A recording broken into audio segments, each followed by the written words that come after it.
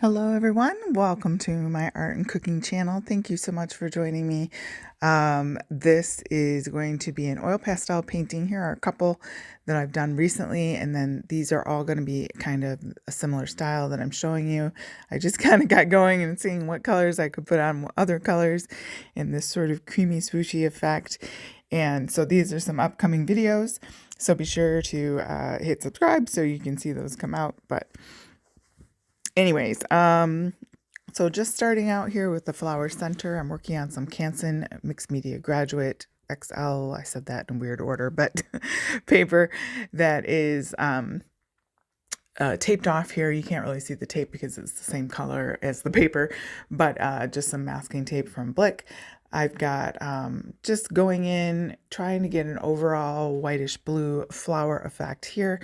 This is a Sennelier blender oil pastel thing. It's like a waxy, it's their blender. I can't remember the exact name, but you can buy that separately, open stock, and then it works for certain things and not as well for my finger works for other things. Like if I wouldn't do a whole big background with it, but it works really well for getting into like tight spaces when you kind of want to just move some of that color around. So anyway, I've got my Prismacolor color pencil here, just kind of mapping out my branches and trying to see where, kind of coming out from the sides of the paper, I guess you could say.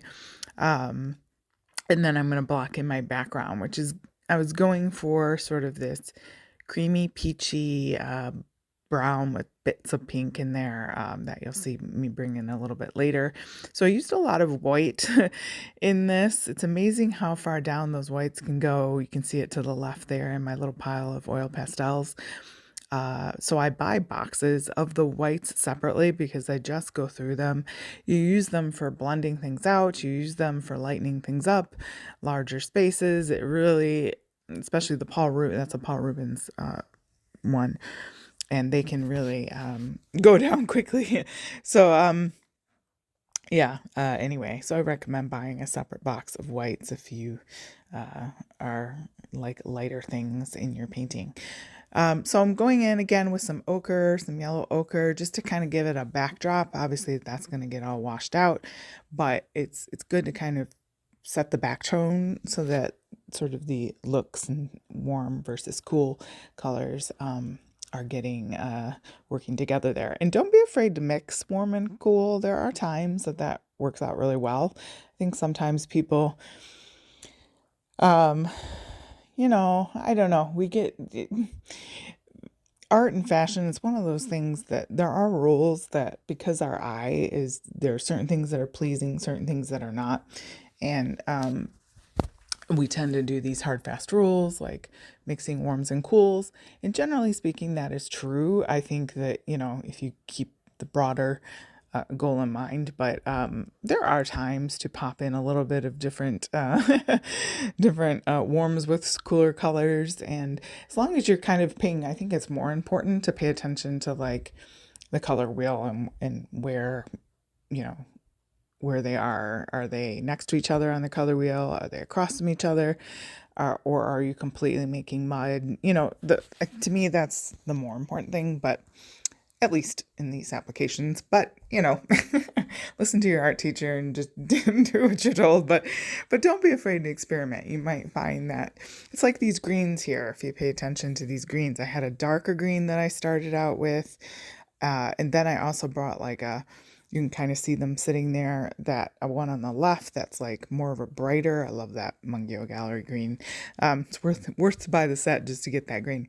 But so you've got these darker ones and then more of an olive, and then you come in with these sort of brighter ones that kind of this unexpected sort of bloop, that you put there. I don't know. It's, if you look in nature and you look at the color blending there, obviously from the greatest creator, you look and you kind of see, oh, here's like a little limey kind of a green, a yellow, very yellow green. But if you look in nature and you kind of look at leaves and things and plants and all sorts of foliage, there's such an amazing array of combinations. So don't be afraid to sort of, whenever you're feeling stuck, model it after nature.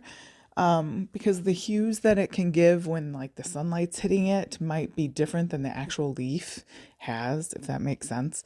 And so, yeah, I don't know. I mean, I like it. Maybe you're thinking, oh, that looks horrendous, but I don't know, whatever. In the end, I don't know. I only have my own eyes, but I love to mix these sort of layer these colors and then hit it with a little bit of white for that highlight. And I just like doing that. It keeps it from being sort of flatter. And also putting in shadows can of course do that, which I'm a little guilty of not doing that as much as I should. One of my videos, somebody put a comment down there and said that painting has no, all caps, depth. I'm like, okay, thank you for your time. I mean, I already painted it, so I don't know what you want me to do about it now, but oh, people are amazing. But anyway, thanks guys for joining me. I hope you had a little chuckle maybe. Check out the links below, and I'll see you in the next video.